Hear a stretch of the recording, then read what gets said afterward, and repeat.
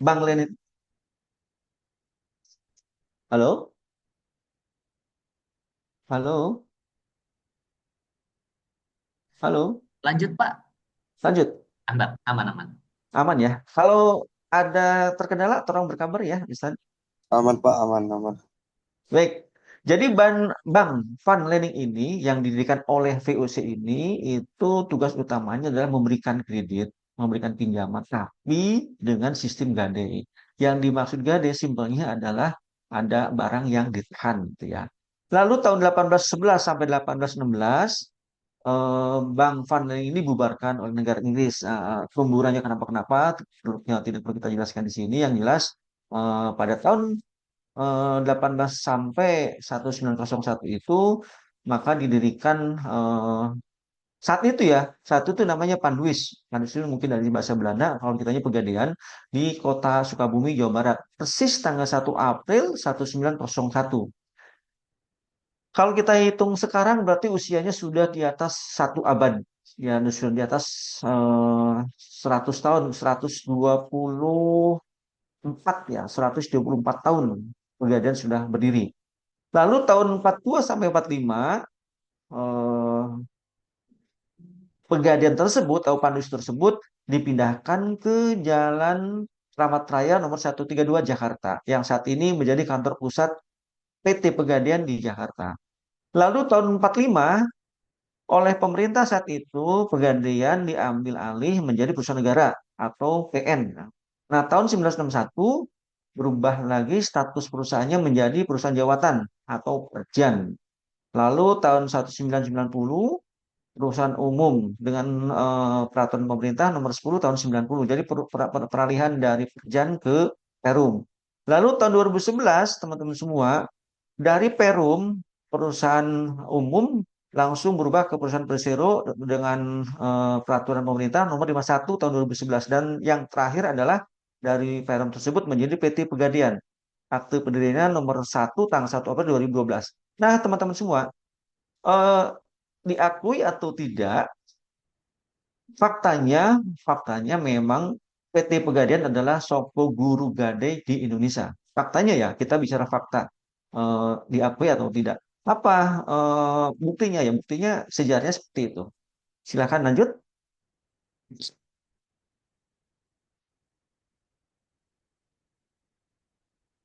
Kita bicara tentang Pegadaian. Jadi Pegadaian itu teman-teman semua setelah melalui proses dari mulai zaman Belanda, zaman kemerdekaan, zaman revolusi sampai zamannya tahun 2000-an saat itu saya ingat betul adanya mulai apa? Mulai banyak eh, teknologi ya, IT yang luar biasa. Maka tahun 2003 Pegadaian meluncurkan ada namanya unit layanan garis syariah pertama di Jalan Desa 3 Jakarta. Pertama sekali apa namanya mengeluarkan atau mencetuskan adanya Pegadaian Syariah tahun 2003. Lalu berikutnya buka di Surabaya, Surakarta, Jogja, Semarang dan lain-lain. Lalu pada tahun 2003 eh, Majelis Ulama pun mengeluarkan tentang bunga bank yang tidak sesuai dengan prinsip syariah.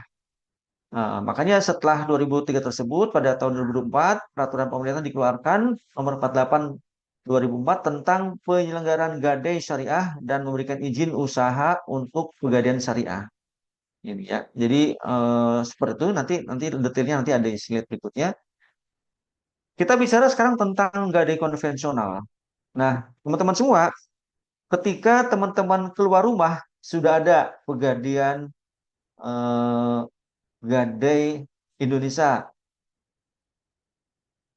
Satuan Gadai Indonesia, ada lagi Gadai Mandiri, ada lagi Gadai Harta Dinata, ada lagi Gadai Mas. Banyak banyak merek-merek kurang lebih hampir 200 gadai swasta yang konvensional sekarang sudah ada. Kenapa? Awalnya adalah tahun 96 itu awalnya adalah Pusat Gadai Indonesia atau PGI sebagai pelopor gadai swasta di Indonesia yang berpusat di Surabaya, Jawa Timur itu yang terdaftar dan diawasi oleh OJK. Jadi teman-teman semua, kalau kita melihat ada Plang, pusat gadi Indonesia yang saat ini berjumlah ya, jumlah se-Indonesia kurang lebih ada 2.000 outlet, bayangkan. Ada 2.000 outlet untuk pusat gadi Indonesia. Saat ini itu pada tahun 2006 buka cabang pertama kali di Jakarta, 2006. Nah, atas peraturan OJK nomor 31 2016 tentang usaha pergadian mencakup persyaratan dan prosedur mendirikan gadai dan menjalankan usaha pergadian. Nah, atas dasar itu maka di dalamnya adalah ada pasal 40 OJK nomor 31 tahun 2016 terbentuk asosiasi yang menaungi perusahaan pergadian Indonesia. Gitu ya. Maka pada tanggal 7 Agustus 2017 disahkan lalu terbentuklah PPGI.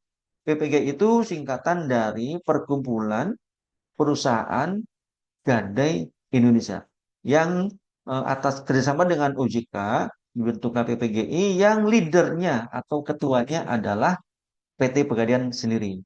Jadi perjalanannya seperti itu, teman-teman semua. Baik, dilanjut.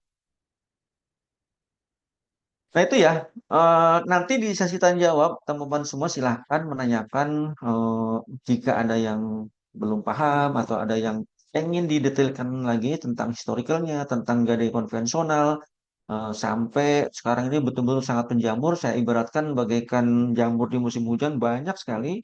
Nanti tinggal alam yang akan menyeleksi ya tentang banyaknya atau fenomenanya gadai swasta. Dan saat ini teman semua, informasi yang saya dapatkan, ini informasi yang saya dapatkan ya, kurang lebih ada 1.500 sampai 2.000 tenaga penaksir di bank-bank atau di gadai swasta tersebut yang belum memiliki sertifikasi. Nah, nanti ketika ada teman-teman, Pak, bagaimana Pak ingin mendapatkan sertifikasinya? Nanti kita arahkan mungkin melalui Muhammad Institute ya. Baik, kalau tadi saya bicara tentang gadai eh, konvensional beserta latar belakangnya, sekarang akan saya sampaikan tentang sejarah perbankan syariah di Indonesia. Ini baru sejarah perbankannya saja ya. Nanti kalau gadainya eh, saya sambil sambil menjelaskan atau sambil menambahkan ketika nanti ada hal-hal yang harus saya sampaikan. Baik, yang pertama, latar belakang bank syariah.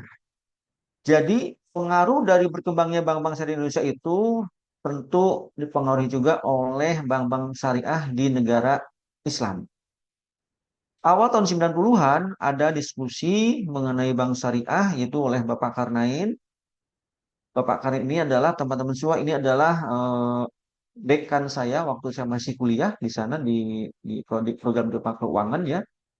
Nah, berdasarkan amanat Lunas keempat MUI dibentuklah Pokja untuk mendirikan Bank Islam di Indonesia. Ini ya, jadi ini baru baru Bank Islamnya saja ya, belum belum ada gadainya belum. Maka pada yang kedua, maka pada tahun 1 November 91 dibentuklah atau dirikanlah Bank Muamalat Indonesia yang pertama kali. PT BMI, PT Bank Muamalat Indonesia pertama kali. Operasionalnya tanggal 1 Mei 92, modal awalnya adalah 106 miliar, 126 juta sekian ya, sampai dengan bulan September 99 ada 45 outlet Jakarta, Bandung, Semarang dan lain-lain. Belum ada bank lain yang memiliki atau operasionalnya sesuai syariah. Ini Bank Muamalat, makanya ada tagline saat ini adalah Bank Muamalat murni syariah karena memang awalnya adalah diinisiasi oleh Bank Muamalat Indonesia. Saat itu belum ada rincian dan dasar hukum dan jenis usahanya apa saja. Yang penting berdiri dulu deh. Ini hanya mengikuti Undang-Undang Nomor 7 Tahun 892 tentang sisipan belaka tentang adanya bank murni syariah di Indonesia. Nah, yang ketiga, pada era reformasi tahun 98, Undang-Undang Nomor 10 tahun 98 diaturlah dengan rinci tentang landasan hukumnya seperti apa, jenis-jenisnya seperti apa, implementasinya, sampai bank konvensional boleh membuka UUS ya. Saat itu ada UUS, UUS itu unit usaha syariah, baik yang bank konvensional atau konvensional dikonversi ke syariah. Yang keempat, teman-teman semua, Bank Syariah Mandiri pertama yang operasionalnya berdasarkan pada prinsip syariah tahun 99 asetnya itu sudah mencapai 400 miliar dilalui 2 sampai 3 tahun. Dari 8 cabang berkembang menjadi 20 cabang. Nah, tahun 2001 diinisiasi tadi oleh BSM, dulu Bank Sri Mandiri, sekarang BSI ya, itu berserta Bank Danamon membuka layanan gadai pertama syariah. Saya ingat betul itu diinisiasi oleh Bank Sri Mandiri dan Danamon. Lalu di tahun berikutnya sayang tidak bisa eksis karena ada fraud ya di dalamnya. Maka tahun 2003 Bank BJBS membuka layanan gadai syariah. Dan saya ingat betul tahun 2003 ini dibuka, lalu 2004-2005 perkembangannya luar biasa. Lalu yang kelima ada UUS dan MUS dari bank konvensional atau adanya layanan gadai emas itu diikuti selain Bank BJBS, Bank Danamon, Bank Mega Syariah, Bank IV Divisi Syariah, Bank Niaga, Bank BTPN. Persis, persis. Saya ingat betul tahun 2008, sekitar 2006 sampai 2008, sampai 2010 bahkan banyak hampir tiap-tiap bank itu membuka layanan gadai. Kenapa? Karena saat itu memang eh, ibaratnya orang itu kalau sudah ada bank lain buka, loh kenapa kita nggak buka? Ikut-ikutan.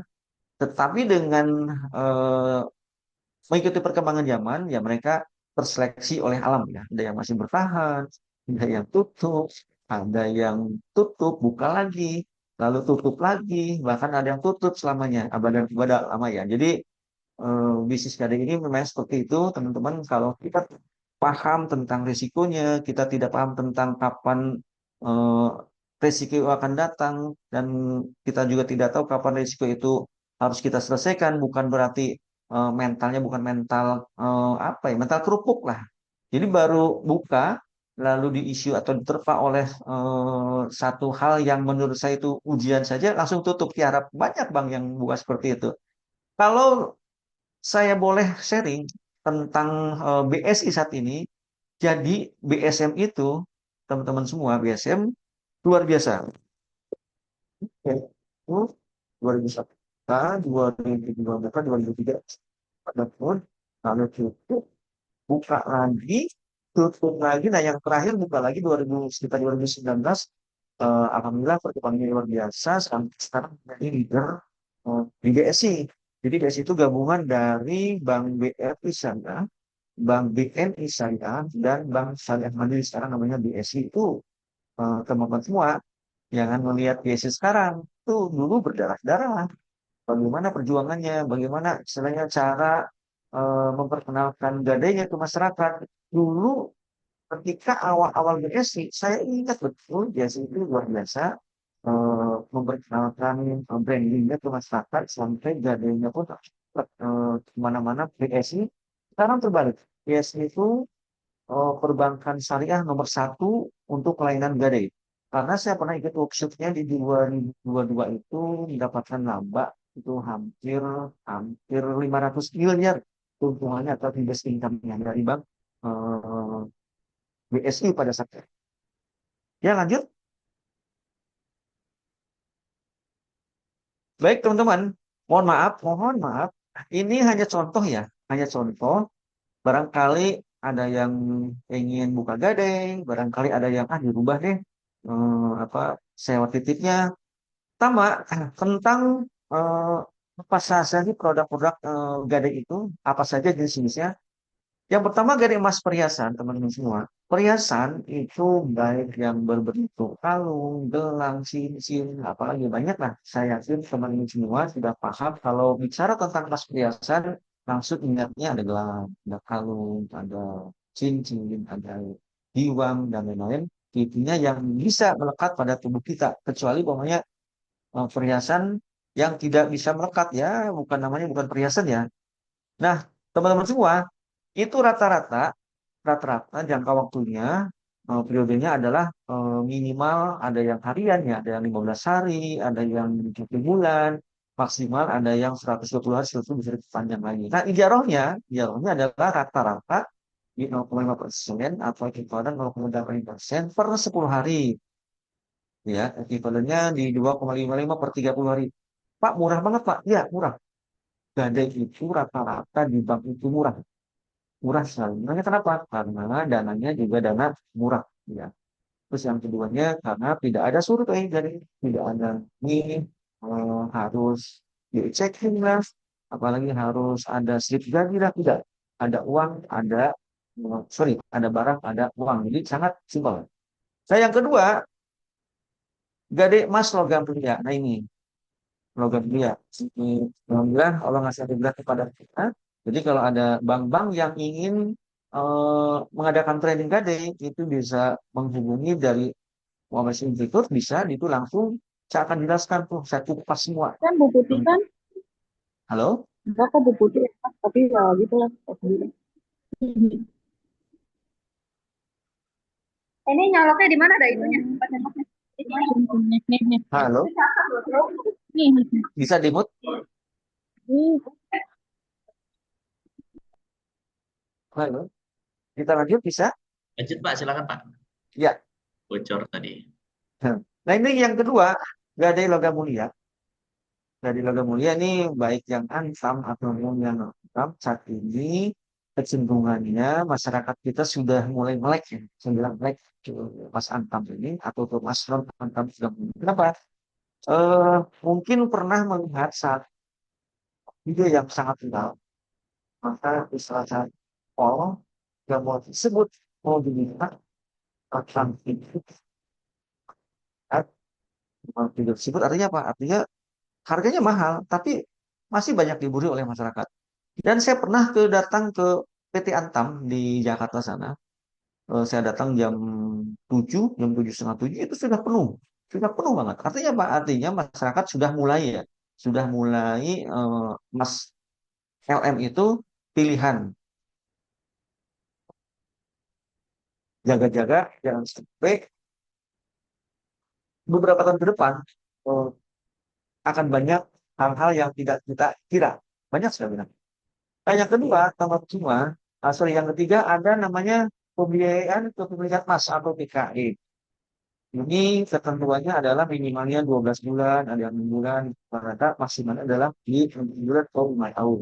Bandingnya rata-rata 10% per bulan. Ini eh, baik dari emas, perhiasan, logam mulia, ataupun PKE, orang bilangnya PKE ya, itu semuanya sudah diatur oleh otoritas OJK.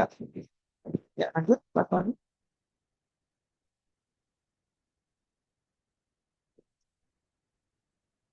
Ya, ini saya ulang lagi. Objek jaminan dan metode pembayarannya dari emas perhiasan.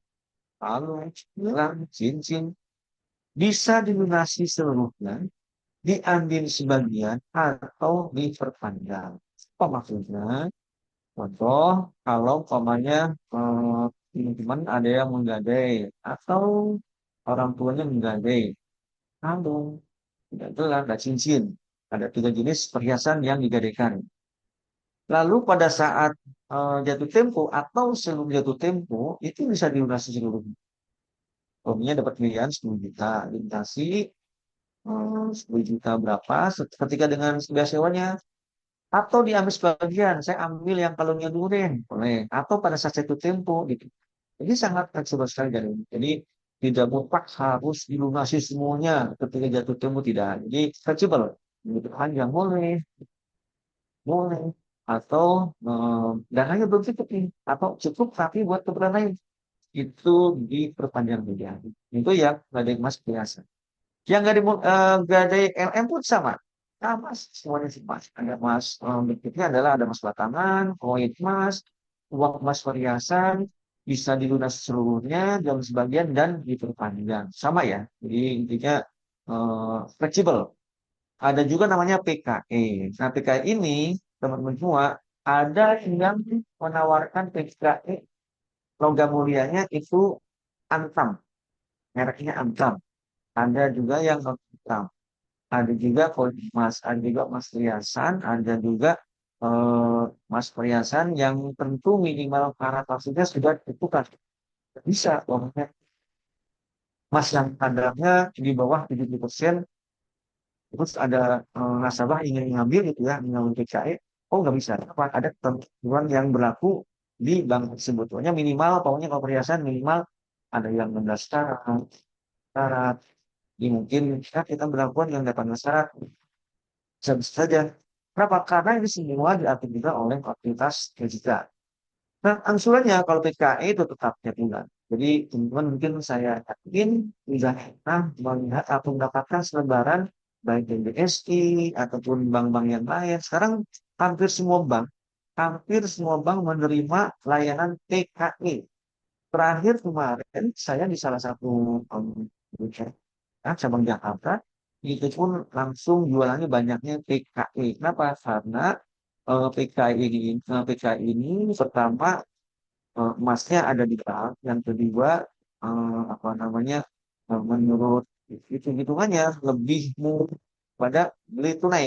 Kalau beli tunai kadang harga emasnya naik, tapi kalau PKE harga emasnya sudah diperoleh pada saat Bapak Ibu menandatangani akad. Itu sudah mendapatkan harga yang fix, tidak bisa berubah lagi walaupun nanti dalam perjalanan prosesnya ketika Bapak Ibu mencicil atau tiap bulan mencicil itu harga emas naik, Bapak Ibu tetap menggunakan harga yang lama. Itu ya keuntungan atau kelebihan dari PKE.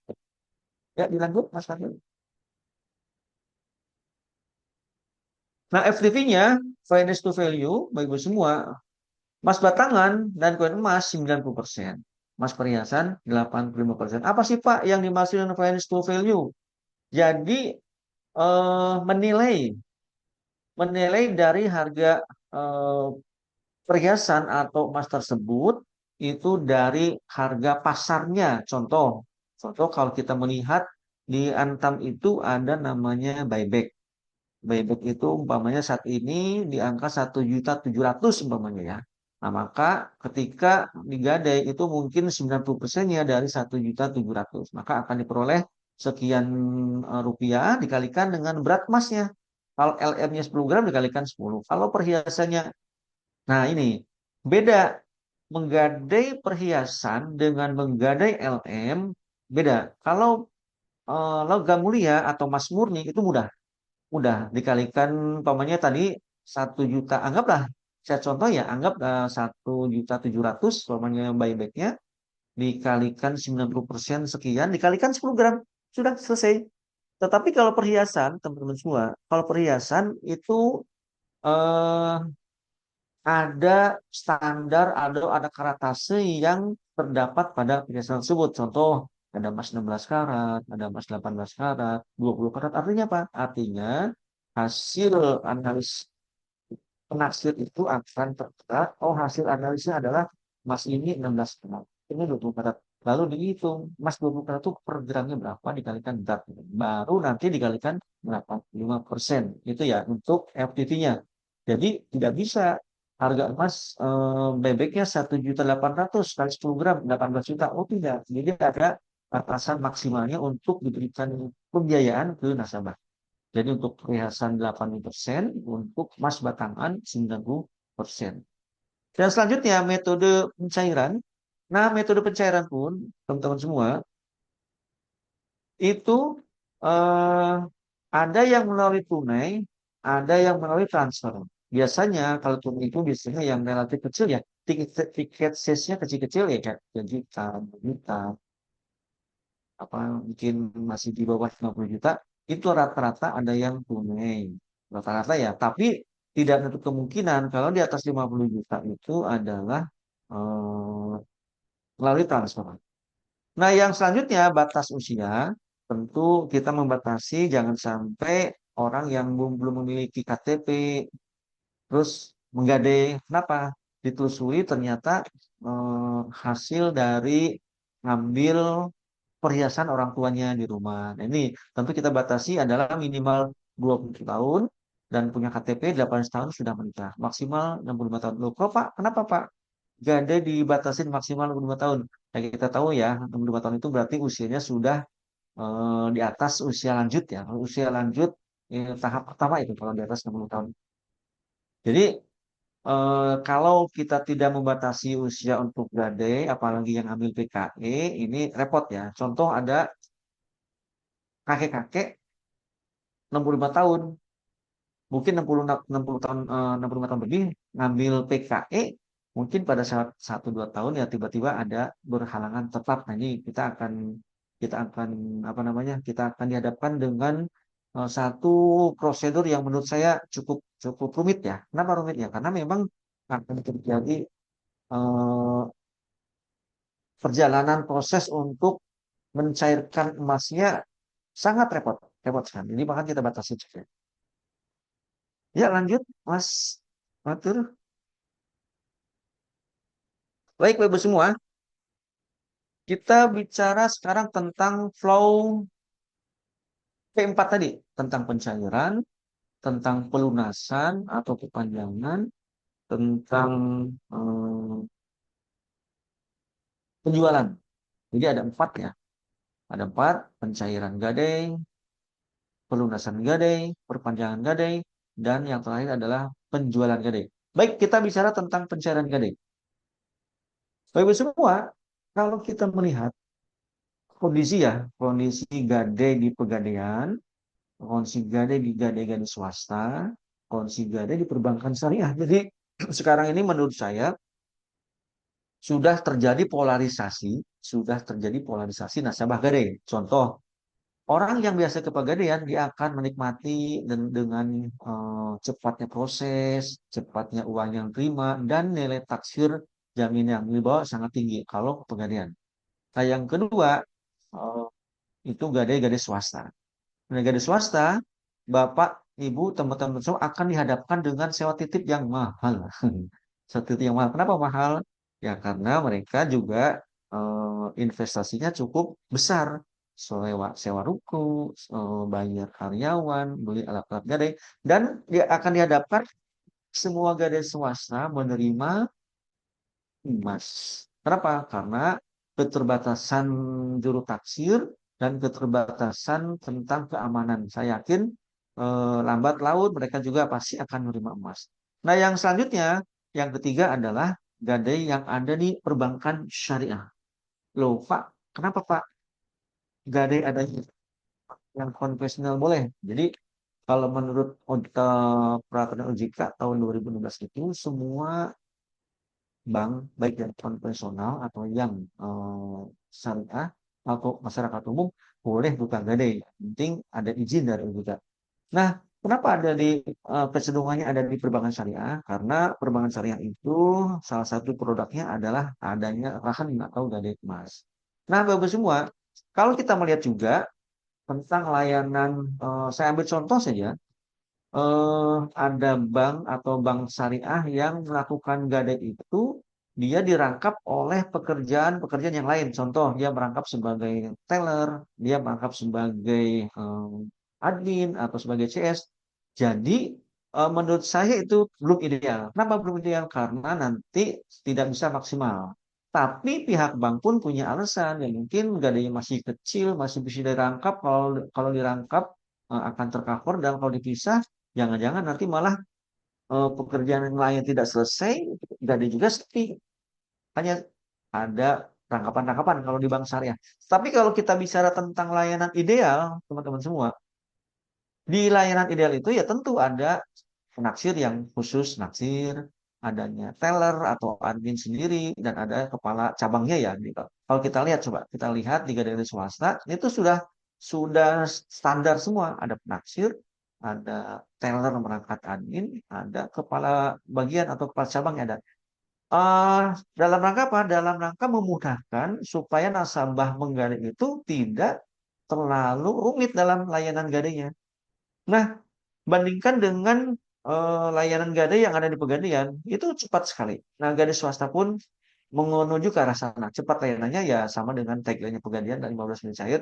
Tapi kalau di bank syariah, kalau umpamanya saya perhatikan, rata-rata layanannya adalah 30 sampai, sorry, 20 sampai 30 menit. Kenapa? Karena harus ke CS dulu, harus buka chip dulu. Nah, memang standar pelayanan seperti itu atau SOP-nya seperti itu, tapi dalam hal layanan untuk gadai emas ini sebetulnya bisa nanti dilakukan oleh karena CS ataupun AO kadang ada merangkap sebagai penaksir,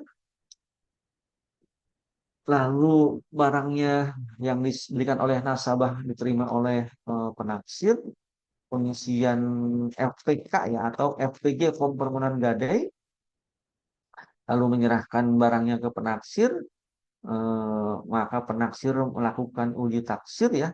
langsung mengkonfirmasi kepada nasabah, ini Bu dapat sekian pembiayaannya. Nah, kalau setuju, maka diserahkan ke teller atau ke admin, diisi, diinput di situ, keluarlah surat gadai, dicetak lagi. Kalau memang nasabahnya setuju, ditandatangani. Kalau umpamanya tidak setuju, ya harusnya di awal sudah disampaikan apakah nanti itu pembiayaan yang diberikan itu disetujui atau tidak oleh nasabah itu sebelum dilakukan taksiran. Nah, teman-teman semua, jadi dengan adanya flow ini memudahkan kita untuk menghitung berapa lama sih waktu yang ditempuh ketika ada nasabah menggadai. Simpel ya, simpelnya eh, nasabah bawa emas, bawa ke ruang penaksir, lalu terjadi kesepakatan, dapat sekian, jika setuju lanjut, jika tidak ya kembalikan lagi barangnya. Kalau ternyata ada di atas limit penaksir, langsung dihandle oleh kepala cabang. Ini cepat ya, kurang lebih kalau di Pegadaian dan dari swasta itu kurang lebih durasinya kurang lebih 15 menit. Tapi kalau di bank pada umumnya kurang lebih antara 20 sampai 30 menit. Tergantung nanti sesi nasabahnya apakah lagi ramai atau biasa-biasa saja atau sepi gitu ya, tidak banyak layanan. Ya dilanjut, Mas Fatur. Yang kedua, saya flow perpanjangan.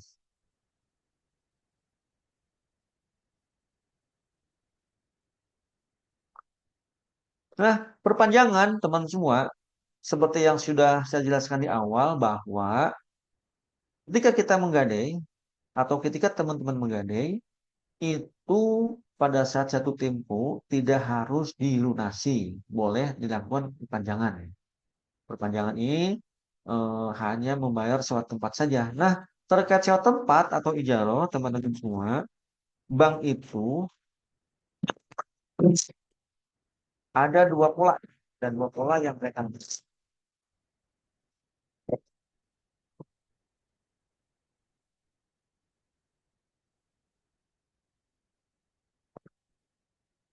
kita yang dari emasnya mas 10 gram maka 10.000 kali 10 gram itu yang dari emas. Ada juga yang tidak naik emas. Naik emas itu umpamanya 1 bulan dikatakan umpamanya 4 sen. Dua ya. Ada dari berat emas, ada dari nilai emas. Kalau berat emas berapa? Per gramnya. Ada yang segini. Ya, bahkan ada yang jelas dari pada ini ada nggak sih nggak jelaskan. Kalau dari nilai emas ya, nilai emas ya berapa 1 gram, berapa kadarnya, dan kan itu namanya taksiran atau nilai emas. Gitu ya. Nah yang kedua tentang sewa titik. Sewa titik juga dan yang di depan ada yang di belakang. Contoh, kalau pokoknya di beberapa tempat itu ada yang sewa titiknya dibayar ini Pak ketika bapak atau teman katakanlah mendapatkan 10 juta. Nah, soal titiknya itu ditarik di awal. Jadi kapan nih? 6 bulan, ya 10 bulan. Bahkan bayar langsung 4 bulan. Nanti ketika pelunasan, langsung dikatakan pos. Ada juga yang dibayar di akhir. Di akhir itu, pada saat jatuh tempo, esok. Dan bisa. Ini dia. Nah, terkait perpanjangan ini, di sini. Jadi, ketika sudah mencapai jatuh tempo, baru semua pilihannya adalah bisa diambil sebagian kalau sudah cukup, bisa diperpanjang dengan cara membayar sewa tiketnya saja. Pokoknya masih itu ya.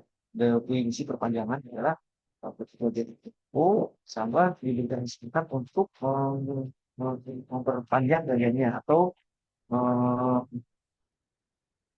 menambah jangka waktunya 4 bulan lagi. Pak, apakah bisa Pak selalu perpanjang bertahun-tahun? Bisa. Dua kali perpanjangan, tiga perpanjangan sekarang sudah diperbolehkan. Jika dulu hanya 2 kali perpanjangan. Tapi dengan aturan yang baru itu tidak ada batasan ya sepanjang nilai emasnya masih di bawah. Lanjut.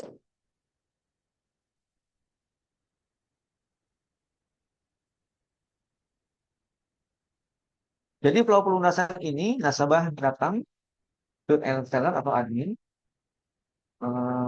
menyerahkan surat keringan. Itu admin nanti akan merinci berapa sih dia sepanjang harus dibayar. Nah, yang ketiga, teman-teman semua, pelunasan. Nah, pelunasan.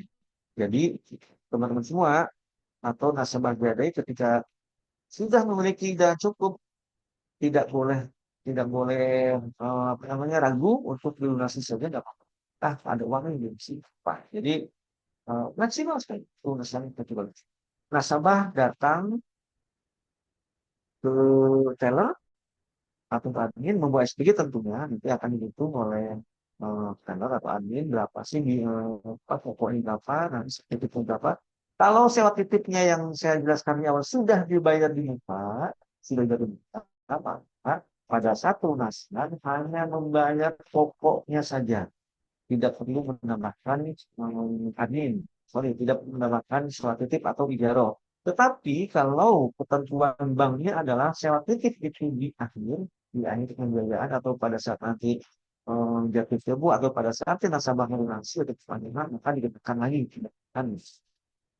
Jadi datang ke admin, admin menyerahkan ke penaksir, dicek lagi nih, cek, setelah dicek apakah apa sudah bayar sertifikatnya dan dari muka, ternyata berarti tinggal di keluarkan saja barang.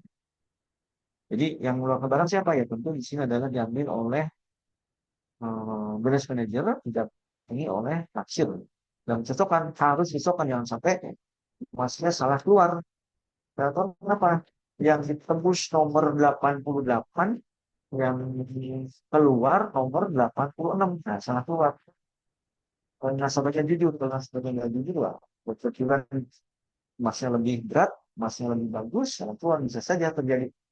Jadi langsung dikeluarkan oleh ketua cabang, langsung diberikan kepada nasabah. Di sini teller atau admin langsung dihapus pelunasan di sistemnya. Barang diserahkan ke nasabah, menandatangani pelunasan, dan itu ya. Lanjut,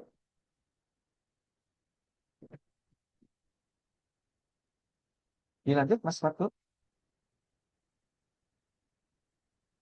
Sudah, Pak? Udah, Sudah Pak? next? Penjualan satu lagi. Ya, teman-teman semua, akhir. Nah, nih, kenapa saya bilang akhir? Akhir dari proses gadai adalah penjualan. Nah, apa sih bedanya penjualan sama lelang? Beda ya. Jadi kalau lelang lelang emas itu umumnya diadakan oleh pegadaian baik swasta ataupun pegadaian PT ya. Itu pegadaian, kalau saya bilang sih pegadaian warna hijau, pegadaian timbangan itu eh, punya pemerintah, pegadaian swasta segitu juga lelang. Tetapi dalam hal ini lelang ini adalah proses terakhir ketika nasabah pada saat jatuh tempo tidak memperpanjang dan umumnya diberikan jangka waktu lagi, biasanya ada yang 5 hari, ada yang 7 hari, bahkan ada yang 10 hari, tidak juga datang nasabahnya, dengan sangat terpaksa dilelang atau dijual. Jadi kalau lelang itu bahasanya milik pegadaian atau garis-garis swasta, tapi kalau di perbankan syariah santun namanya penjualan. Kenapa penjualan? Ya, karena untuk membedakan antara bank syariah dan bank yang ada, sorry, gadai yang ada di garis swasta tersebut. Dan di bank syariah, penjualan ini, Bapak semua atau teman-teman semua, sangat santun juga. Kenapa? Ada dua cara. Contoh, Sabah kita hubungi, kita sampaikan, ini sudah mau dijual. Apakah ibu memiliki teman, memiliki saudara, memiliki relasi yang biasa beli emas, enggak, silahkan datang ke kami, kita bertanggung ibu yang transaksi sama pembeli emas tersebut. Itu yang pertama. Dan yang kedua, ketika nasabahnya tidak memiliki kriteria tadi, artinya punya teman, ya punya biasa yang biasa beli emas, dan lain-lain, saya serahkan aja ke pihak bank ya Pak. Ini saya sudah tidak mampu lagi, terus uang kelebihannya nanti mungkin akan diberikan ini.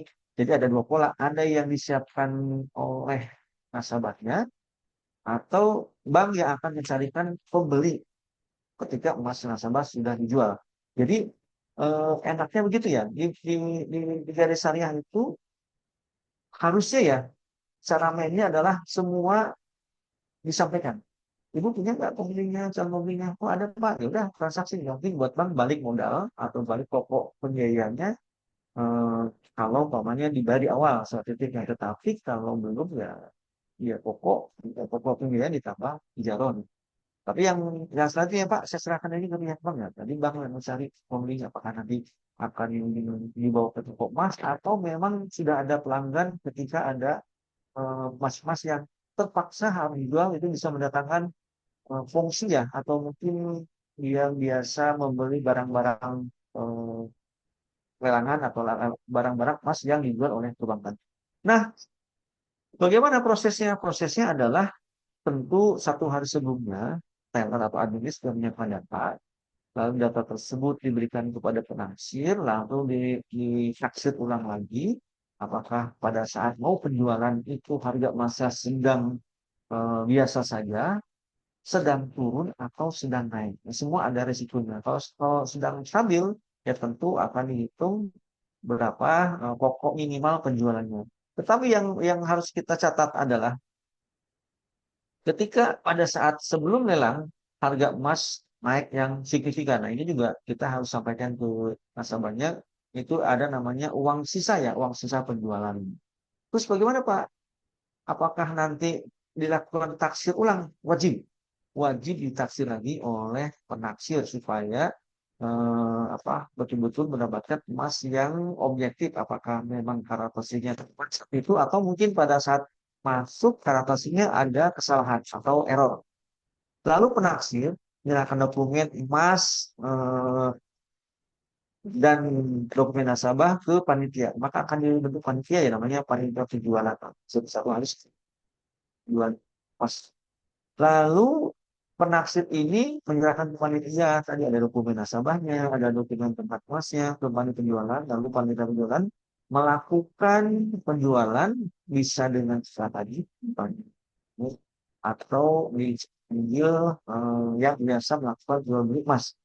Nah, setelah melakukan penjualan, maka nasabah tersebut, admin tersebut adalah menerima uang hasil penjualan, lalu melakukan proses pelunasan pada sistem. Jadi di sistem itu tidak ada penjualan, adanya langsung pelunasan. Jadi pelunasan aja langsung. Pelunasan, pokoknya 10 juta, durasi 10 juta kalau memang dibayar di awal, lalu harga penjualannya katakanlah lakunya 12 juta, maka 2 juta ini dikembalikan lagi ke nasabah atau masuk ke rekening nasabah. Nah, lalu teller atau admin ini mengkoreksi dan meneliti hasil penjualan. Nah, apakah sudah sesuai dengan harga emas sekarang atau mungkin bisa saja ditemukan barang palsu. Bagaimana perlakuannya? Nah, ini akan disampaikan pada tren-tren berikutnya. Selesai. Jadi prosesnya pencairan, pelunasan, perpanjangan, penjualan. Itulah 4 proses P4 ya. Dulu ada pendidikan, penghayatan, pengelolaan Pancasila itu 4. Sekarang ada pencairan, perpanjangan, pelunasan, penjualan. P4.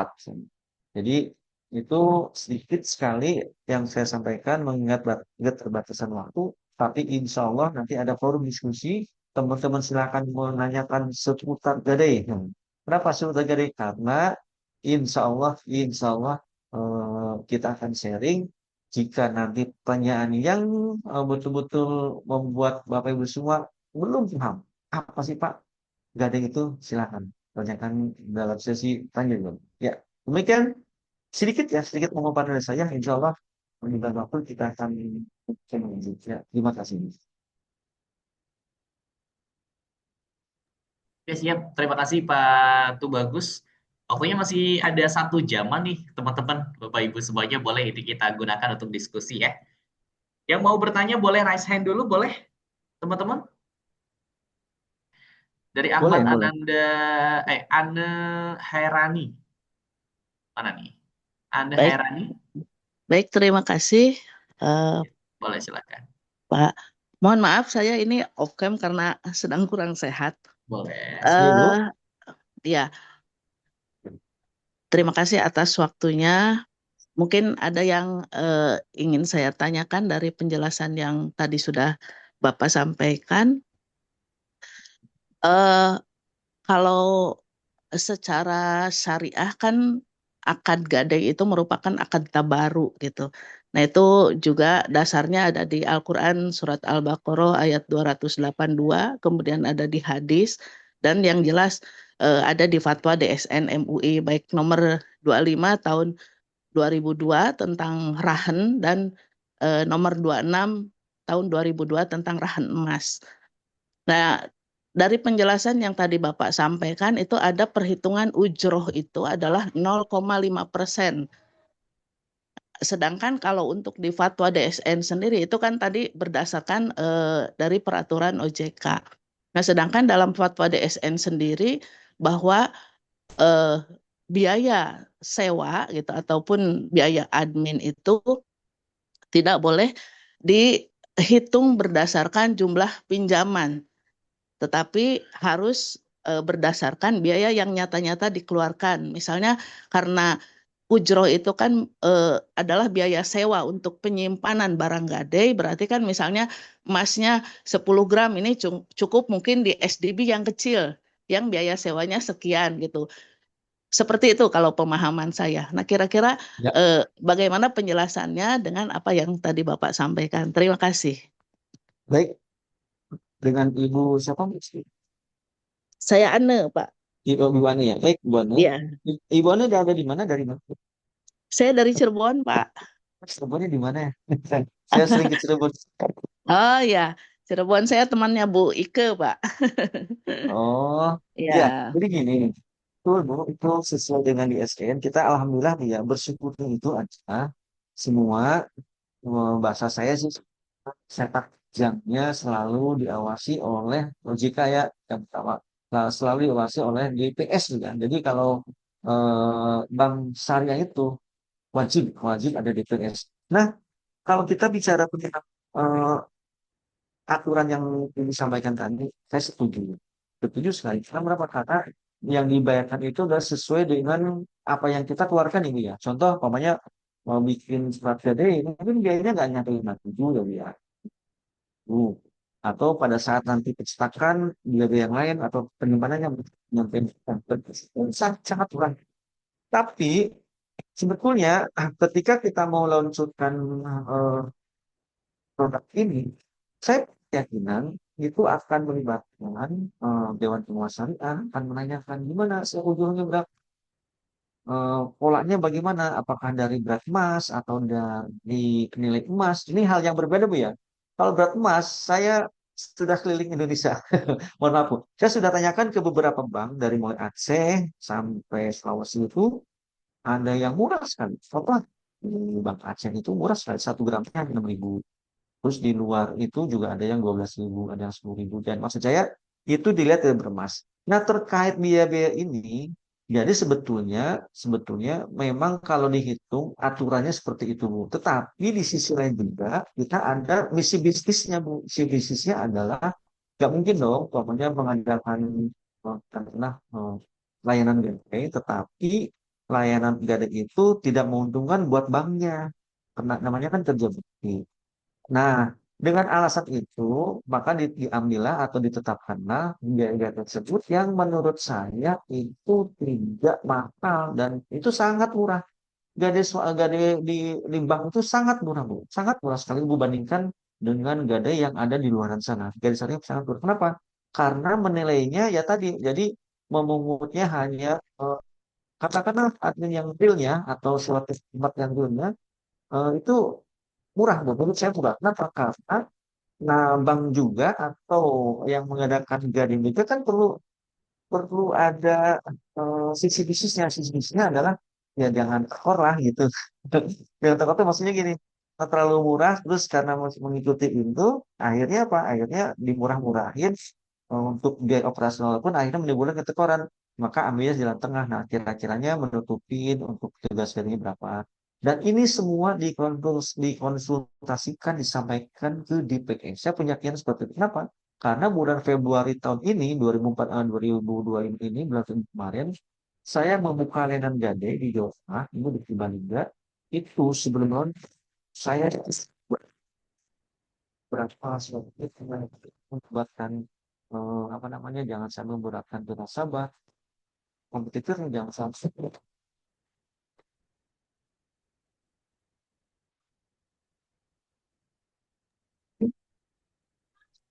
Mohon maaf, suaranya hilang, Pak. Halo? Iya, tadi agak menghilang suaranya, Pak.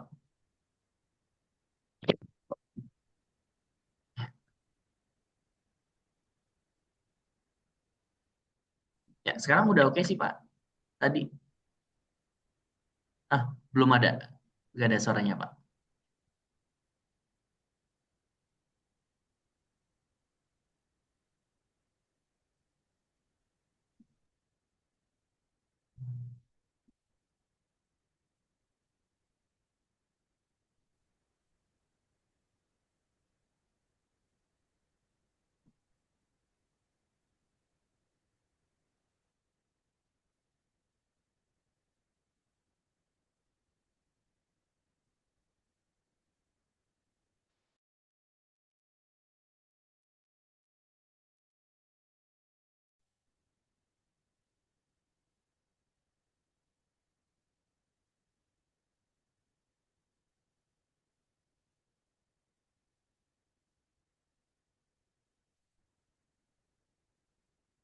Halo? Sudah Pak, terdengar? suaranya jelas, Pak. Sudah masuk. Sudah jelas? Aman, Pak. Mohon maaf Bu Ibu Ana, tadi mungkin suaranya terputus, ada kesalahan di pihak saya, mohon maaf. Jadi intinya gini Bu, intinya di sisi lain pun bank ada misi bisnis Bu. Misi bisnis itu adalah bagaimana bank tersebut juga ingin mendapatkan keuntungan dong, tapi cara mendapatkan keuntungannya adalah tidak zolim kepada nasabah. Itu yang pertama. Yang kedua, saya punya keyakinan setiap produk gadai yang akan diluncurkan, yang akan launching itu mesti disampaikan dulu ke DPS, berapa sewa titipnya, berapa adminnya. Nah, ketika nanti menurut pandangan DPS adalah ada yang sangat jolim ke nasabah, mereka akan menurunkan tuh berapa sih cocoknya, yang untuk banknya berapa, untuk nanti disampaikan ke nasabahnya berapa. Jadi semua itu atas pertimbangan atau atas opini dari DPS. Dengan landasan tadi di SN-nya adalah mengatakan di biaya sewa sesuai dengan apa yang diperlukan saja. Betul. Tetapi di sisi lain ada sisi bisnisnya yang tadi. Jadi Ibu boleh bandingkan. Bank-bank syariah itu gadanya sangat murah, Bu. Boleh bandingkan. Iya, Bu ya. Barangkali itu Bu Ana, ada yang ditanyakan lagi? Baik, terima kasih penjelasannya. Mungkin kebetulan ya saya juga salah satu penggiat ekonomi syariah gitu Pak. Jadi jangan sampai praktik-praktik di lembaga keuangan syariah itu eh, hanya apa ya? Lipstick aja. Iya gitu, karena kita kan sedang berdakwah nih kepada masyarakat. Hmm. Jangan sampai masyarakat itu menganggap syariah sama konven sama saja, hanya berbeda istilah saja gitu. Jadi mungkin karena secara fikihnya bahwa gadai itu akadnya tabaru, sehingga sebenarnya eh, idealnya itu tidak ada keuntungan yang bisa diambil gitu. Karena kan kalau yang ini harusnya akadnya tijari gitu. Jadi mungkin disarankan perhitungannya itu jangan sama dengan yang dikonven dengan mengalihkan persentase kepada pokok pinjaman gitu. Tapi mungkin lebih ke Nah, nominal gitu seperti kebetulan saya juga waktu tesis saya itu tentang gadai emas di Bank Syariah gitu. Memang kritisinya itu ada di situ gitu, Pak. iya. Ya. Jadi gini Bu, mohon maaf saya menambahkan Ibu ya. Nah, yang membedakan gadai konvensional dengan gadai syariah adalah tadi Bu, yang Ibu saya sampaikan dari pinjaman. Kalau gadai syariah tidak boleh, Bu, tidak boleh menambahkan atau dikenakan sewa titipnya dari pinjaman. Itu tidak boleh. Makanya saya baca di klausulnya di SN itu udah tidak boleh mengambil untuk sewa titip itu dari pinjaman. Jadi bedanya adalah boleh dari berat emas atau dari nilai emas itu. Kalau pegadaian atau gadai-gadai swasta yang lain itu dari pinjaman. Contoh 10 juta kali 2% berarti 20.000. Tapi kalau gadai syariah nilai emas 10 juta itu nilai emas katakanlah 11 juta. Nah, 11 juta bisa dikalikan kesepakatannya katakanlah 1%. Atau dari berat emas 10 gram, 1 gramnya ditetapkan umpamanya 10.000. Itu dari berat emas. Jadi hal yang sangat berbeda ya, Bu. Kalau konvensional dari pinjaman, tapi kalau bank syariah atau gadis syariah itu dari berat emas atau dari nilai emas. Jadi hal yang sangat berbeda itu. Itu ya Bu, sedikit tambahan. Baik, terima kasih Pak Sama-sama Ibu penjelasannya. Ana. Siap, terima kasih Bu Ana yang telah bertanya juga. Di sini ada dari Ahmad Ananda Prawira. Boleh silakan untuk bertanya, Bapak. Assalamualaikum Pak. Iya, Waalaikumsalam. Mau tanya nih Pak terkait ya ada dua pertanyaan nih Pak. Yang pertama Pak terkait proses perpanjangan gade emas itu Pak yang selama ini biasa dilakukan. Bagaimana kalau eh, dia pada saat perpanjangan taksirannya itu kan turun Pak harganya Pak. Iya, Apakah eh, kita menyetorkan apa namanya biaya sewanya saja beserta kekurangannya atau harus ditutup lagi begitu Pak pinjamannya prosesnya baik. Pak ibarat. Yang Ya, kedua Pak Eh, pertanyaan saya ya, terkait di proses penjualan Pak itu bagaimana Pak verifikasi kita pada saat penjualan tadi kan saya dengar ada Bapak bilang ada panitia penjualan itu Pak. mm-mm. Karena kalau saya lihat kalau dijual ini di luar kan kita pasarannya kita kan nggak tahu pasti Pak karena bisa kita jual ke perorangan bisa juga jual ke toko emas Pak. Jadi Mm-mm. memang kalau kita jual emas ini harus benar-benar kita verifikasi takutnya ada indikasi fraud Pak di dalamnya Pak. Mungkin uh, kalau misalnya kita ambil kelebihan dari keuntungan dari penjualan itu juga bisa Pak karena nggak ada verifikasi yang khususnya. Maksud saya gimana caranya bahwasanya emas itu benar-benar harga yang sesuai. Karena kalau kita jual ke tukang-tukang emas yang di pinggir jalan itu kan Pak nggak ada kwitansi atau segala macam. Nah, seperti itu Pak. Terima kasih Pak. Baik. Mas Ananda sudah ada gadai berarti ya di kantornya ya? Kami dari Bank Sumur Syariah Pak ada gadai emas Pak. Sudah ada ya? Oh, oke. Nah, Kemarin kami baru pulang dari Aceh, Pak. oh iya. Bang Aceh itu alhamdulillah trainingnya dengan MI ya Pak. Kemarin itu ada 2 batch di Takengon sama di Medan. Benar Iya kemarin. Pak. Eh, nah, yang pertama eh, Bang ya, Bang Ananda ya. Yang pertama tentang taksiran ya. Taksiran itu dipengaruhi oleh dengan harga emas ya. Taksiran itu dipengaruhi oleh harga emas. Jadi ketika harga emasnya stabil, jadi saya mau bicara tentang tiga proses dulu ya, Mas Panjangan ya. Yang pertama, ketika harga emas stabil, maka itu tidak ada pengaruh apakah harus di top up atau dicicil. Stabilnya bayar sesuai dengan apa ketentuan yang berlaku ya. Dalam arti kalau dulu pinjamannya katakanlah dengan 10 gram mendapatkan nilai pembiayaan umpamanya anggaplah 9 juta, maka ketika 4 bulan itu ya bayarnya sesuai dengan awal. Mohon maaf, dipungutnya dari awal apa di belakang ya? Ini ya sewa titipnya. Di awal Pak. Nah, kalau kalau di awal ini menurut saya lebih aman untuk bank. Amannya kenapa? Amannya pada saat nanti penjualan itu tinggal pokoknya saja. Nanti saya kasih tips ya, kasih tips nanti Mas Bang Ananda kita cek aja.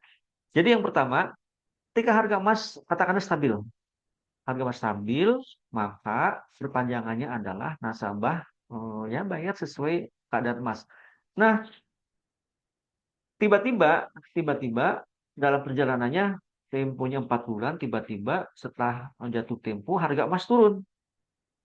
Kalau kalau harga emas naik tidak masalah ya, berarti kan bisa di top up ya, Mas Nana ya. Nah, ketika emas turun, nah ini sebaiknya kalau saya dulu ya, kita bicara pengalaman, kalau saya dulu disampaikan ke nasabah, nanti ketika Ibu harga emas stabil, ya mungkin tidak tidak masalah memperpanjang sesuai dengan sewa titipnya.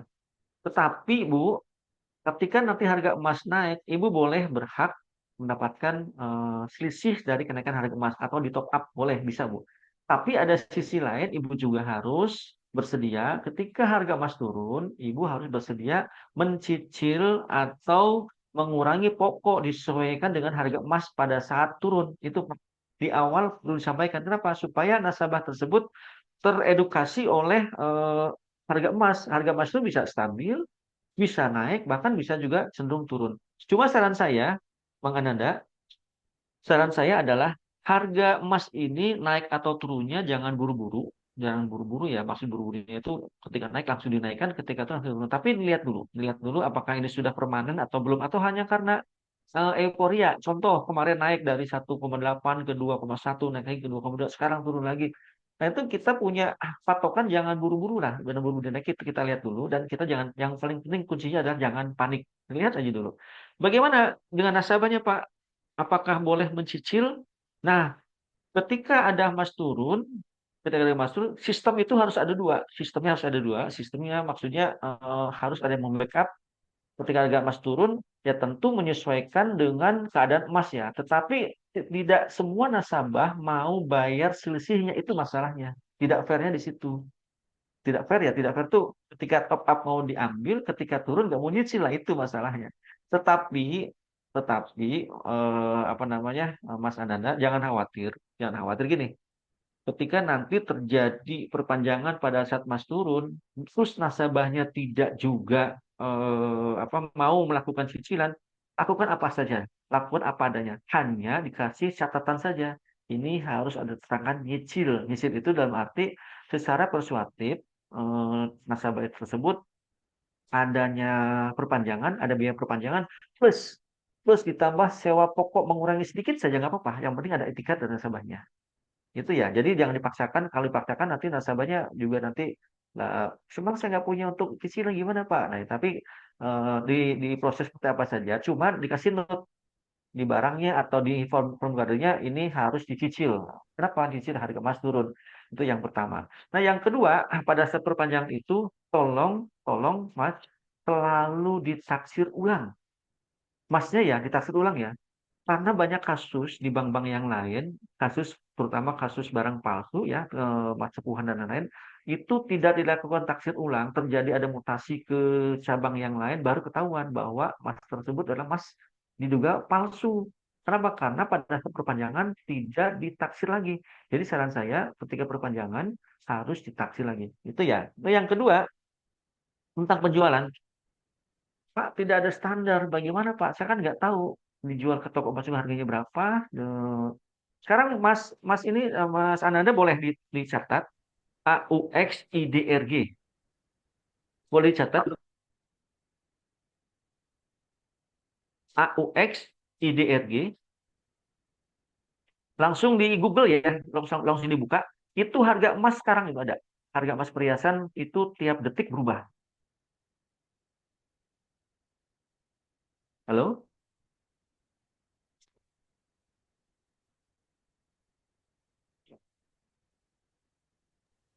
Halo Pak. Halo? Ya, Halo, masih halo Pak tadi Pak apa Pak? AUX, IDRG.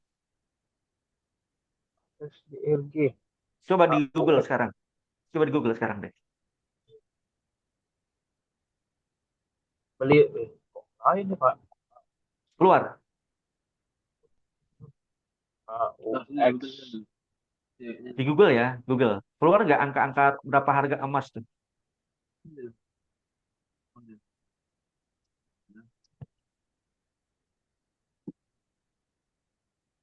Oh, nggak muncul Pak.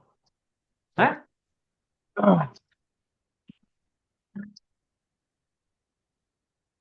Trading gitu Pak itu keluar. Nah, itu ada. Coba diketik aja. Kalau sudah keluar, itu ada angka rupiahnya tuh 1.700.000, 1.746. XAU apa AUX Pak? AU, XAU. XAU. Mm-mm. XAUIDRG.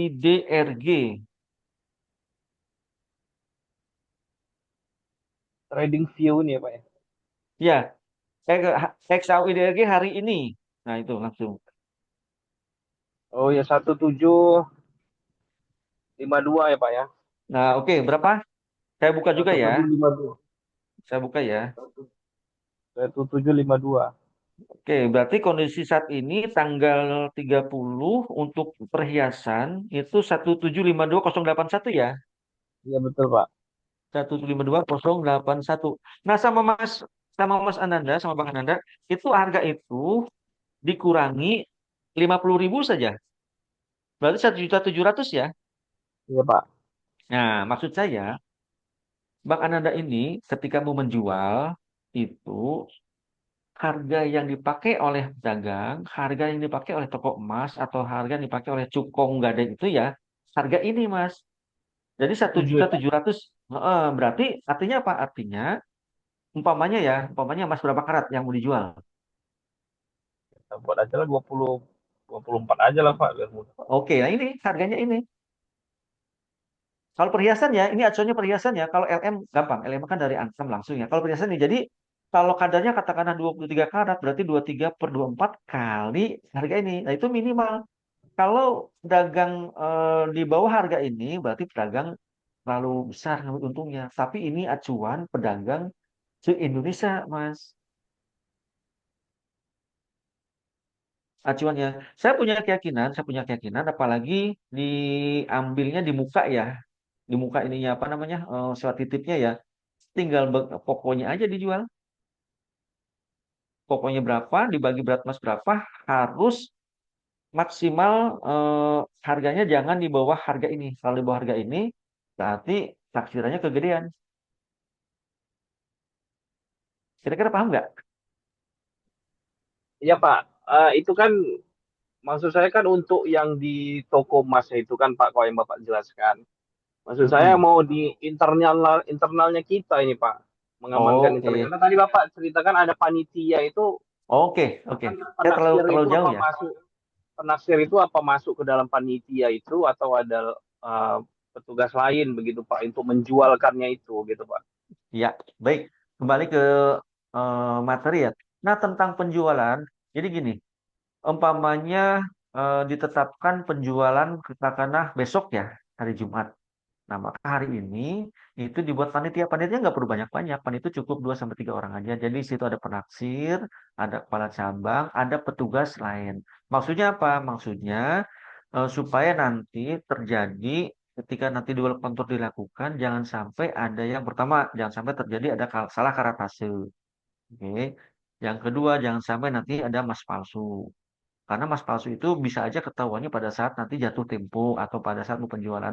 Nah, yang ketiga, bisa melihat harga emas sih cenderung berapa. Jadi kalau ditangani oleh satu orang, nanti tidak ada objektivitas di situ. Tapi kalau banyak dibuat panitia, semua saling tahu nih. Oh, emasnya dikeluarkan dibentuk panitia. Katakanlah di situ ada penaksir, ada admin atau kepala cabang, ada pihak lain. Katakanlah pihak lainnya kita undang saja dari yang tidak langsung operasional gade ya.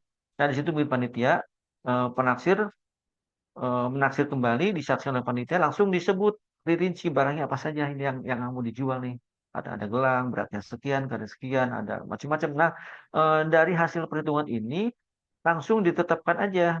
Kalau umpamanya dibayar di awal tadi apa namanya pokoknya, sorry sewa titipnya dari awal, berarti kan tinggal pokoknya aja ya.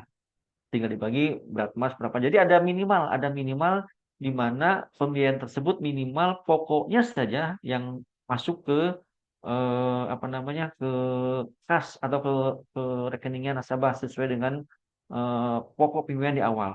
Tetapi kalau umpamanya ternyata harga emasnya naik, ya itu nggak malah kalau emas naik mungkin ada kelebihan buat nasabah. Ternyata harga emasnya turun. Nah itu tadi kalau harga emasnya turun, saran saya jangan buru-buru dijual, ditunda aja, ditunda.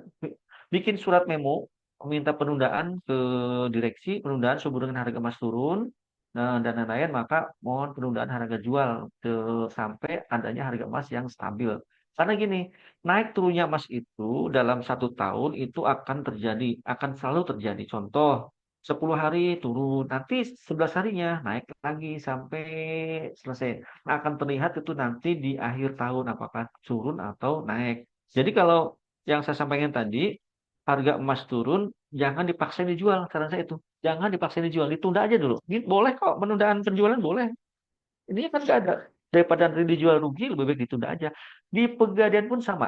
Sama. Ketika harga emas turun, ditunda dulu, ya tentunya tidak berbulan-bulan ya. Mungkin ditunda sampai menjelang akhir bulan atau beberapa hari sampai melihat harganya stabil lagi. Yang paling penting, saya punya keyakinan, biasanya kalau dibayar sewa titipnya adalah dibuka, itu tidak ada kendala tuh. Langsung laku. Kecuali mas palsu ya. Kalau mas palsu itu lain ceritanya lagi. Itu ya Mas Ananda ya. Jadi Pak, yang dimaksud panitianya apa ya? Itu panitianya harus dibuat ya minimal 2 orang 3 orang. Ada petugas gade 2 orang ditambahkan atau dilibatkan dari pihak lain, apakah itu dari eh, apa namanya, dari kepala cabangnya atau dari bagian yang lain diajak supaya nanti harganya fair, maksudnya itu sih. Dan terhindar dari adanya objektivitas dari barang itu, harusnya katakanlah terjualnya sekian, harga emasnya naik, ternyata ada diturunkan oleh penafsir kalau hanya bermain sendiri. Tapi kalau kita rame-rame ada dua kontrol lah, intinya ke sana, ada dua kontrol. Itu ya gimana? Mas ada ditanyakan lagi? Berarti sebaiknya Pak, pembelinya itu kita hadirkan ke kantor gitu Pak. Ya, tapi disampaikan ke nasabahnya dulu. Ada nggak nasabah punya nggak nih? Kalau nggak ada kita mau hadirkan ke kantor gitu. Jadi maksud nasabah diundang itu adalah siapa tahu nasabah punya saudara, punya kenalan, punya temen atau yang biasa jual beli emas. Ya paling kita hanya menemani aja, transaksinya tetap di kantor antara nasabah dengan bawaan nasabah. Tapi kalau nasabah saya tidak punya Pak, nggak punya, saya serahkan ke pihak bank saja. Nah, baru pembelinya datang ke kantor. Saran saya jangan dibawa keluar emasnya karena resikonya besar. Jangan, lebih baik datangkan orangnya ke kantor yang biasa beli lelang. Pak, cara mendapatkan gimana sih Pak? Banyak caranya. Yang pertama, kalau Mas Ananda sekali-kali ya main ke kantor Pegadaian, di sana ada tanggal tanggal lelang tuh, datang aja ke sana lihat. Nah, nanti di sana banyak banyak tuh yang biasa beli-beli emas itu. Yang utama. Yang kedua, di depan toko emas pun biasanya ada juga yang jual-jual timbangan. Jadi banyak-banyak referensi, bisa dari toko emas langsung. Nah, toko emas biasanya langsung menjatuhkan harga kita tuh, Mas. Menjatuhkan harga kita biasanya toko emas. Tapi kalau di luar toko emas minimal ada 2 3 orang, Mas Ananda, Bang Ananda itu bisa pilih-pilih harga tuh. Kata si A harganya segramnya katakanlah 1.700.000. Kata si B 1.725. Nanti cari yang tertinggi. Nah, cari yang tertinggi itu ambil itu buat dijual barangnya. Jadi yang pertama saran saya ketika harga emas lagi turun, pada saat bersamaan terjadi penjualan, saran saya jangan dijual, ditunda aja. Gitu, bukan Oke, berarti. terima kasih. Oke ya, itu aja ya. Oke, terima kasih, Nanda. Oke, terima kasih Pak Ahmad Ananda Prawira. Semoga bisa menjawab ya. Mungkin satu lagi pertanyaan sebelum kita tutup. Di sini ada Pak Yusrinaldi. Ada Pak Yusrinaldi? Boleh langsung speak up langsung aja. Halo, Pak Yusrinaldi. Ya, Mas. Ya, boleh silakan untuk Ya, langsung silakan. saja. Maaf off cam nih.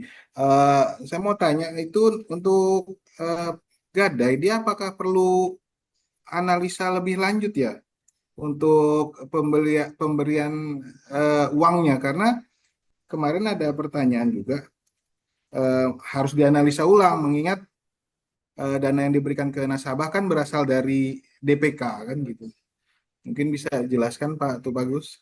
Siap. Siap ya Mas Winaldi. Boleh tahu dari bank apa? Dari mana? Dari Bank Sumut Pak, kebetulan kemarin Oh, baru sama masuk ya. OJK. Baik.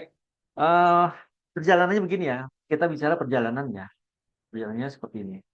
Jadi, awalnya adalah gadai itu yang diambil adalah fee based income. Jadi, fee based income itu adalah dana yang tidak dibagikan ke pihak ketiga ya, Pak, awalnya ya. Nah, jadi keuntungan gadai itu plek plek plek buat gadai. Dananya dari mana? Ya mungkin bisa dana dari apa namanya? Bank itu sendiri kan banyak mencari dana tuh, dana-dana murah lah ya.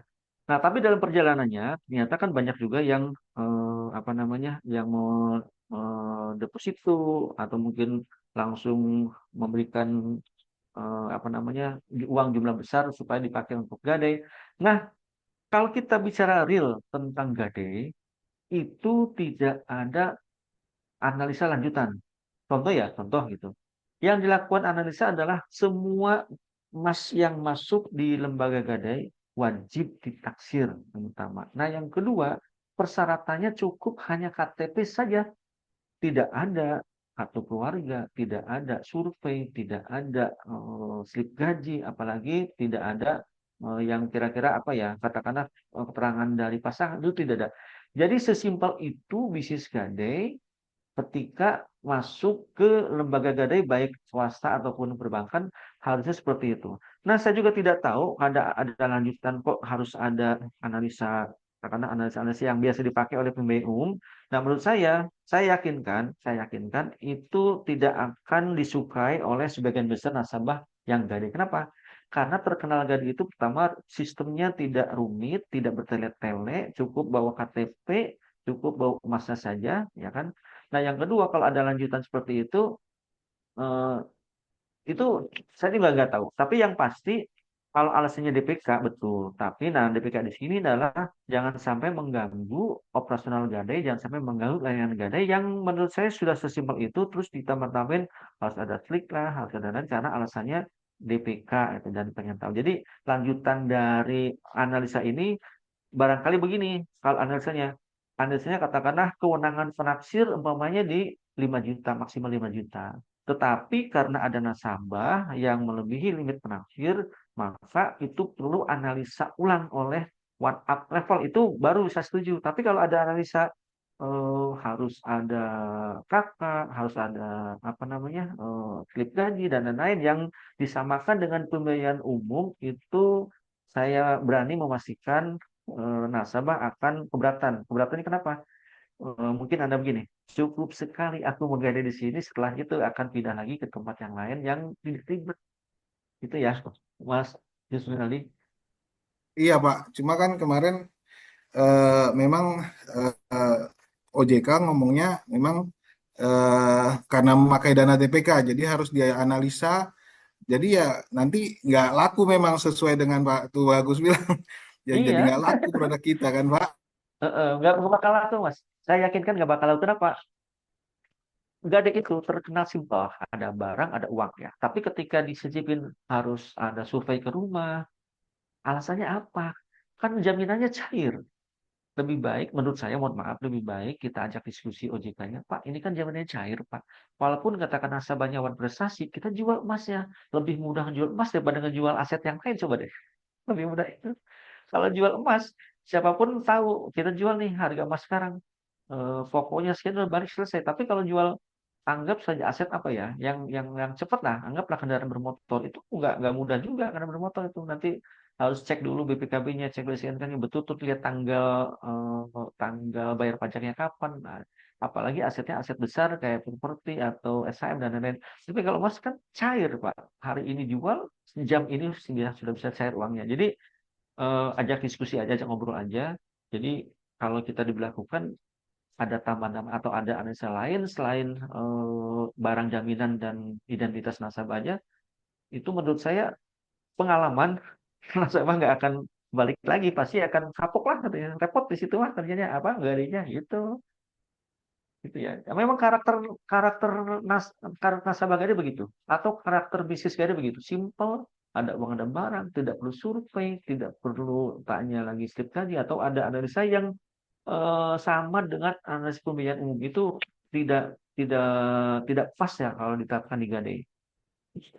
Mas Rinaldi boleh deh cek ke Bank BSI atau bank mana ya atau ke Bank Aceh ada cabang tuh di Medan tuh. Saya kemarin dari sana nggak ada tuh analisa yang lain. Pokoknya harus ada BCQ atau SLIK, harus ada analisa lanjutan. Jadi analisa lanjutan kalau yang melebihi one up levelnya penaksir mungkin saya setuju. Tapi kalau analisa eh, disamakan dengan pembiayaan lain, saya pastikan itu tidak akan laku. Kenapa alasannya? Karena emasnya atau jaminan gadai itu cair, apalagi emas ya. sangat-sangat liquid untuk dijual. Gampang.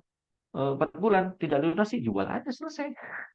Selesai. Makanya karena liquid tersebut simple jadinya, baik dari sisi prosedur gadainya ataupun dari sisi operasionalnya. Operasionalnya adalah ya kita fokusnya ke emasnya aja gitu.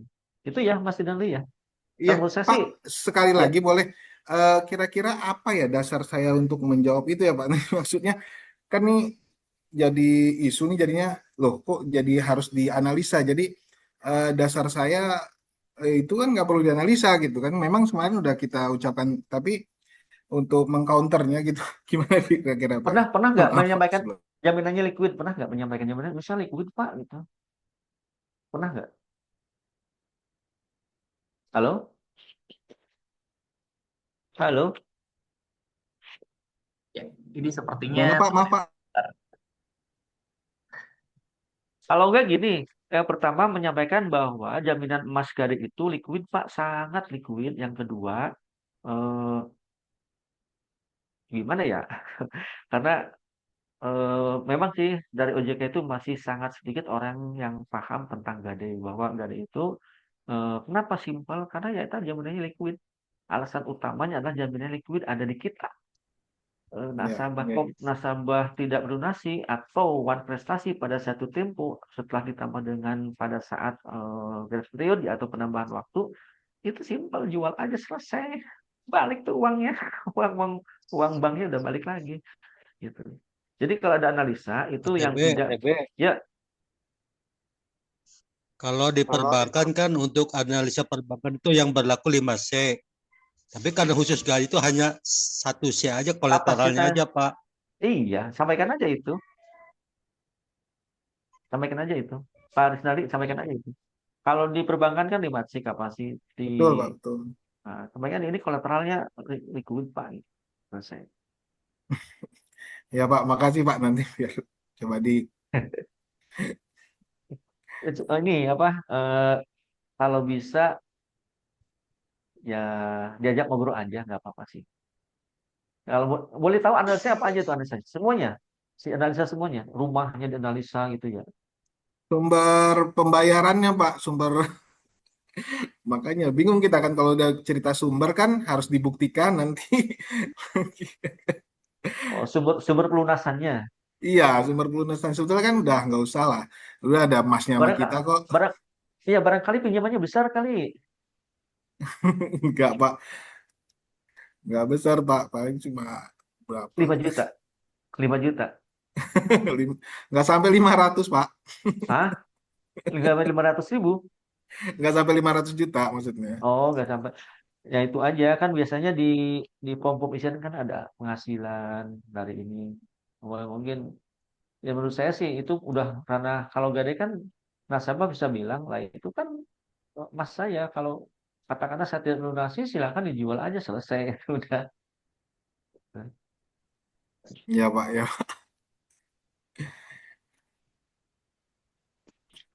Ya itu ya Mas Dedi. Jadi eh, harus banyak tanya juga tuh ojk-nya.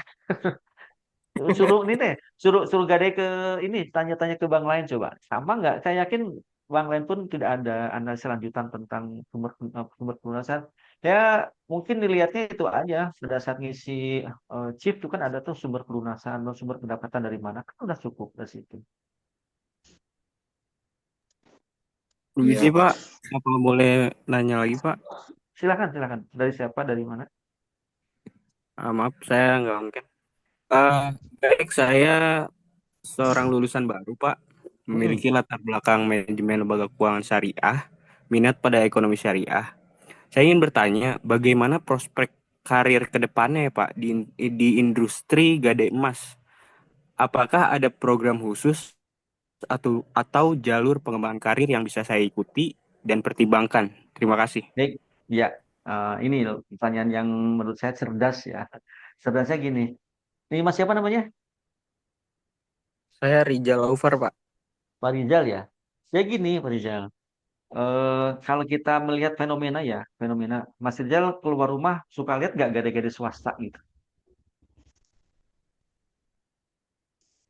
Suka Pak, Halo, suka. Ya, suka ya. Nah, nanti boleh Mas Rizal ada satu lembaga yang suka mengadakan training untuk publik ya, bisa muamalah juga ada. Tiap bulan tuh biasanya muamalah juga ada training untuk publik ya di Jakarta dilakukannya. Itu memang mohon maaf memang itu berbayar, tapi nanti akan mendapatkan satu sertifikat. Kita bicara ini dulu ya, kita bicara formalnya dulu ya. Nah, sertifikatnya ini itu bisa digunakan ketika ketika ada apa namanya adalah suatu lembaga yang mau buka gadai itu ditanyakan, nah ikut pelatihan apa? Nah, kait gadai ke depannya, saya parameternya mudah saja melihatnya. Yang pertama, harga emas saja ya. Harga emas tiap tahun cenderung naik. Yang pertama. Terus yang kedua, hampir tiap tahun banyak juga orang yang buka gadai. Nah, yang ketiga, kenapa saya optimis untuk lembaga gadai ini? Karena kuehnya ya, kuehnya gadai itu masih besar sekali. Kita contoh dari negara-negara lain, kayak di Eropa, di India terutama, itu perorangan itu hampir memiliki usaha gadai. Yang kapal, yang apa namanya, yang nilainya itu sudah besar. Jadi sekarang sudah mulai ada harta dinata, ada gadai emas. Yang kepemilikan gadainya itu ada Endro ya, Pendo itu pemilik dari pusat gadai Indonesia itu tiap tahun akan buka cabang lagi malah informasinya itu kalau umpamanya Pak Indo itu nanti akan menerima emas. Sekarang kan bos belum menerima emas ya sekarang ini ya, nanti akan menerima emas. Nah, bagaimana dengan gadai syariah Pak? Nah, dengan gadai syariah Mas Indo selalu komunikasi dengan MI Muhammad Institute, di mana nanti tadi yang sudah disampaikan di awal oleh Ustadz Fatur itu kan suka ada info-info tentang loker di bank mana nih. Nah, itu eh, silakan aja coba di CV-nya dikirimkan. Siapa tahu berjodoh ya, siapa tahu. Tapi yang saya pasti bukan insya Allah kalau saya boleh menyampaikan bisnis Gade ke depannya itu akan tetap tumbuh dan subur. Apalagi nanti ada apa namanya ada gade-gade syariah yang akan membuka layanan gas. Sekarang banyak bank-bank yang sudah konversi ke syariah ya. Salah satunya adalah BTN Syariah. BTN Syariah itu membeli Bank Victoria yang nanti akan diakuisisi menjadi nama banknya nggak tahu, tapi yang jelas itu dari BTN Syariah nanti ada yang terbaru itu. Jadi nggak usah khawatir ya, Mas Rizal, untuk Gade terutama yang syariah ke depannya ini apakah prospektif Pak? Justru peluang naksir itu masih sangat langka, Mas Rizal. Masih sangat langka kalau kita menguasai di situ tentang keemasan, menguasai tentang taksiran, terus juga kita memahami apa bagaimana fluktuasi harga emas. Sebetulnya dengan kita menguasai itu saja kita sudah bisa jualan emas. Percaya sama saya. Mas Rizal tahu nih harga emas sekian, terus harga LM sekian. Mas Rizal bisa jual emas tuh modal sekian, udah dijual lagi sekian, sekian jual lagi tanpa harus kerja. Betul, karena begitu santai. Jadi kita sini yang mengatur. Jadi berbasis emas, insya Allah itu sudah dijanjikan dalam Al-Quran, emas dan perak atau dirham dan lira itu akan selalu jadi harapan ke depannya. Gitu ya. Itu ya Mas Rizal ya, nggak usah khawatir. Jadi komunikasi dengan MI aja. Terima kasih Bapak, terima kasih. Sama-sama. Ini mungkin pertanyaan terakhir banget ya dari BPRS PNM Mentari. Boleh? Bapak atau Ibu Ya, ini siapa? dengan Ibu siapa? Dengan Pak Henry, Pak. Oh, Pak Henry ya, silakan. Ya, ini Pak, kan dalam akad itu tercantum ada 30 hari sampai 120 hari. Nah, sedangkan kan si nasabah itu udah bertahun-tahun, misalkan 2 tahun itu terus perpanjang apa ada aturan khusus atau aturan gimana buat si nasabah itu dalam jangka berapa tahun harus dilunasi atau kayak gitu. Baik. Terima kasih, Pak. Nah, awalnya dengan SCOJK yang 2022 itu ada batasan perpanjangan maksimal 2 kali ya Pak. Tetapi setelah itu di aturan berikutnya, eh, mohon maaf saya lupa tapi aturannya ada di OJK, itu limit perpanjangan untuk gade itu tidak disebutkan lagi. Bisa 4 kali perpanjangan dalam 1 tahun, bisa pokoknya beberapa kali perpanjangan ya. Cuma saran dari saya, setiap perpanjangan tolong ditaksir ulang lagi barangnya, tolong taksir ulang lagi barangnya. Apa fungsi taksir ulang ini? Jangan sampai nanti ada barang palsu yang masuk. Karena gini, karena sekarang ini apa namanya, karakter orang memasukkan emas palsu itu sengaja sampai setahun 2 tahun perpanjang perpanjang perpanjang. Nanti ketika hitungannya sudah selesai, ternyata itu emas palsu kalau tidak dilakukan taksir ulang lagi. Jadi berapa batasannya, Pak? Sebetulnya ada plus minusnya ya, ada plus minusnya. Plusnya itu kalau pemain nasabah perpanjang artinya nasabah percaya ke lembaga gadai tersebut atau ke bank tersebut untuk menitipkan barangnya. Tidak buru-buru ditunasi ya. Itu nitip lah daripada simpan di rumah gitu kan. Nah, yang pertama itu plusnya. Yang kedua plusnya adalah kita memiliki portofolio yang tetap terjaga. Kan, portofolio tetap terjaga. Nah, yang ketiga, dengan nasabah perpanjang tersebut, artinya nasabah tersebut nyaman, aman, dan juga sudah sesuai dengan pilihan menggadai tempat tersebut. Itu sisi positifnya. Sisi negatifnya, saran saya, hati-hati. Hati-hati, biasanya setelah 2 tahun, nasabah akan akan melepas ketika emas tersebut diduga bukan berarti emas palsu ya, diduga emas palsu ketika tidak dilakukan taksir ulang, itu masalahnya. Ya, ya Itu Pak. ya Mas Henry ya. Kasih. Ya, Salam ke Bu Yeli ya Mas Henry ya, salam ke Bu ya Yeli ya. sama-sama Pak. Nanti disalamin. Kayaknya pernah ikut ini ya, Himbarsi Ya ya. Pak, betul Pak. Ketemu lagi. Ya, Itu ya. ya Pak. Hati-hati ya, perpanjangan pokoknya taksir ulang aja. Jangan Ya Pak. sampai terkecoh dengan perpanjangan ulang 2 tahun kok perpanjangan belum tentu. Kita cek lagi barangnya. Ya, ya. Oke, Ya Pak. terima kasih. Baik, terima kasih Bapak dan Ibu, teman-teman semuanya. Ini waktunya juga sudah selesai ya. Tidak ada lagi, dan alhamdulillah untuk penyampaian materi juga sudah semuanya dilakukan oleh Pak TB atau Pak Tubagus. Berikutnya Bapak Ibu, sekali lagi ucapan terima kasih Pak TB. Sehat selalu, semoga nanti ke depan kita bisa berjumpa kembali ya. Dengan suasana Amin. yang berbeda dan mungkin juga Amin. pesertanya juga berbeda lagi ya. Tapi Gitu. semoga selalu sehat untuk memberikan edukasi tentang gadai emas syariah ya. Bapak Ibu semuanya, Gitu. sebelum itu karena kita tidak ada link absensi, adanya adalah link evaluasi yang wajib diisi oleh Bapak Ibu semuanya jika Bapak Ibu ingin mendapatkan sertifikat pelatihan dari Muamalat Institute ya. Silakan untuk di-scan barcode yang ada di depan atau Bapak Ibu bisa klik link yang akan saya kirimkan melalui kolom chat berikut ini.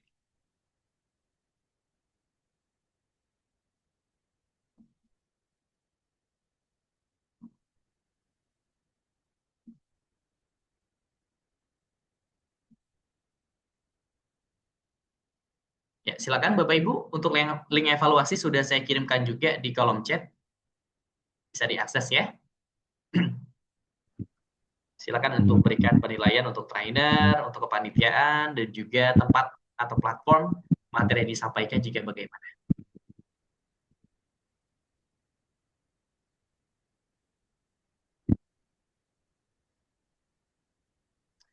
Baik, Bapak Ibu yang berbahagia, teman-teman semuanya, alhamdulillah kita masuk ke penghujung acara.